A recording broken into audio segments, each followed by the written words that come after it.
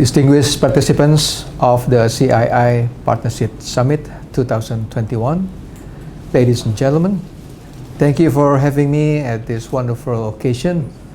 I'm here to talk about one of the most pressing issues that we are all currently facing, namely the role of geopolitics in global investment strategy within an uncertain global environment.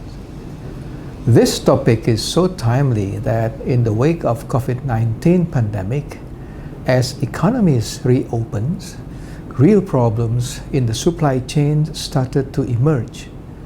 Geopolitics focuses on the shifting balance and rising tensions among nations.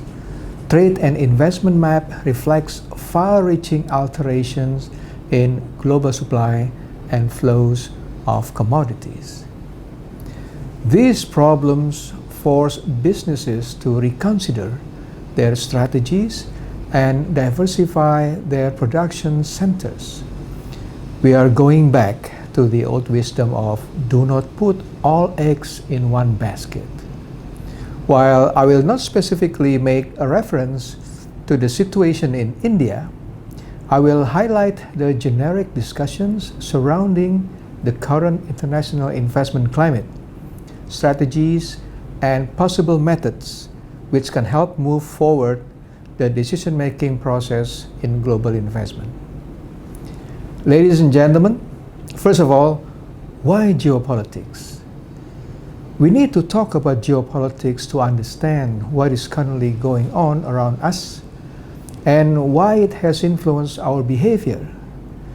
So much is unfamiliar about the current situation brought about by the pandemic that it hasn't been easy making sense of what is going on. Uncertainties linger everywhere. We are now living in a world that is in danger of becoming more divided and polarized by the day. This is a world which has a sharper sense of us and them. The pandemic could have been used to intensify global cooperation. Surprisingly, that was not the case. The pandemic has not brought the world closer. More broadly, borders go up, nationalism and protectionism rise, and the generally free movement of people become less free. Little was done to protect the poorest countries from the harsh economic impacts of lockdowns or help them fix the issues surrounding uneven vaccine distributions. We see international and regional cooperation has not become easier, and in many cases, many states have developed a greater sense of distrust towards certain others. This situation narrows down possible opportunities for solving problems that are free of certain interests. Fanaticism and dogmas have become more commonplace. In some cases, to say even good things about the other side is a little bit awkward and a political taboo. And in some conversation, they merely hear. People hear but do not listen. That people tend to only want to hear what they believe. Intellectual debates often only fan the flames of discontent and distrust. Ladies and gentlemen, that is the kind of world we are living right now. It happens in almost every part of our daily life. Investment, the global investment climate, and their business practices are no exception. Geopolitics influence the flow of capital and factors of production, changing the way supply chain flow and interact. Look at this example. The Chinese have stopped buying Australian wine due to the accusation of dishonesty about the origin of the COVID-19 virus.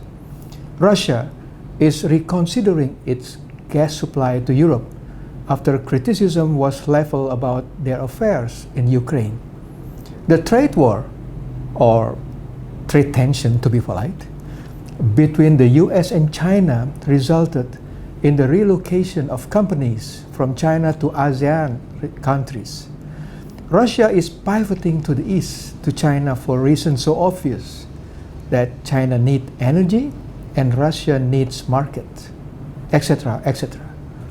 All these issues show that geopolitics have played a significant role in the movement of production factors among countries. So, what are the root of this problem? The main culprit is the ongoing heating rivalry between the two dominant forces in the global business, between the number one and the number two, between the US and China. The COVID-19 pandemic has merely exacerbated. America and increasingly China account for 76 of the world's 100 most valuable firms today. Europe's tally has fallen from 41 in 2000 to just 15 today. Of the 19 firms created in the past 25 years that are now worth over 100 billion US dollar, 9 of them are in America and 8 are in China. Europe has none. The pandemic has seen a burst of energy in America and China and a boom in fundraising. Firms from the two countries even dominate new frontiers of technology such as fintech and electric cars. Another way of explaining the dominance of America and China is to compare their share of global output with their share of global business activities. Actually, the two countries are more integrated economically and more interdependent than many recognize, and they are mutually dependent on global prosperity. And in reality, their relationship is accompanied by growing mistrust that resulted in greater tension. And yet, we all know that nobody in their right mind wants to voluntarily relinquish their position as the number one and offer that power to another so casually, like, please take my position. Not that case. This rivalry triggers conflicts and tensions that characterize the geopolitics of global investment. The danger is that many analysts now see America is continuing to drift toward protectionism, and their recent policies on industrial and taxes are considered dampening business activity. Also, they are giving more attention to the Indo-Pacific region to counter China's increasing dominance in the area. While in China, President Xi Jinping sees big private firms as a threat to the Communist Party's power and grip on society. His message was rung loud and clear that no one is bigger than the government. So the more America and China intervene, the more conflict it creates, the more the rest of the world should be ready and anticipate about the changing nature of the geography of global business. In theory, for business, it doesn't matter actually. Profit knows no nationality. As long as they sell competitive products and create jobs, who cares? But if they are swayed by governments at home, then the business dynamic changes. So, ladies and gentlemen, this last part, what to do next? What are the strategies that can help international investment decision-making process move forward? There are 3 things. First is definitely to reconsider the act of relocation. ASEAN countries such as Vietnam, Thailand, and Indonesia have welcomed relocated production factories from China and have enjoyed the benefit of doing so. By offering sound and competitive policy environment, these countries will continue to reap the benefits of the US-China trade war and the further rearrangement of global value chains as a result of the geopolitics taking place. Second, there should be more champion to break this duopoly. The world is too big to be dominated by just 2 economies. The rest of the world, other than the US and China, should continue its effort to emerge as economic champions instead of admitting defeat and putting up barricades, preventing them to do so or accommodating the geopolitical play itself. Europe's ambitions to become a regulatory superpower by regulating everything might lead them to more protectionist policies.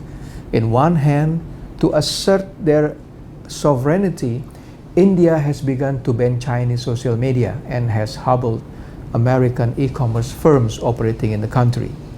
But on the other hand, this can deprive local consumers from access to global innovations and will only create harder barriers that would prevent local firms from achieving the scale and functioning necessary to become part of the global value chains. The third strategy is yet another old saying: if you can't beat them, join them both. In other words, other economies must make themselves indispensable to both China and the US. Take Taiwan Semiconductor Manufacturing Company, or TSMC, for example. This firm controls 84% of the global chip market and is the main supplier for the world's largest tech company, including Apple and Alibaba. TSMC keep their production processes inside the country to prevent foreign intervention. Most of its long-term assets reside in Taiwan, and its experts also based locally. Yes, diplomatically, the firm has managed to sway both America and China by offering to invest more in production line based in both countries, such as in China's Nanjing and later in the US as well. However, the chips produced at this outlying center will likely not match the cutting-edge quality of the goods produced at similar facilities in Taiwan. So, ladies and gentlemen, I think that is all that I can share today. Enjoy the rest of the summit. Thank you so much.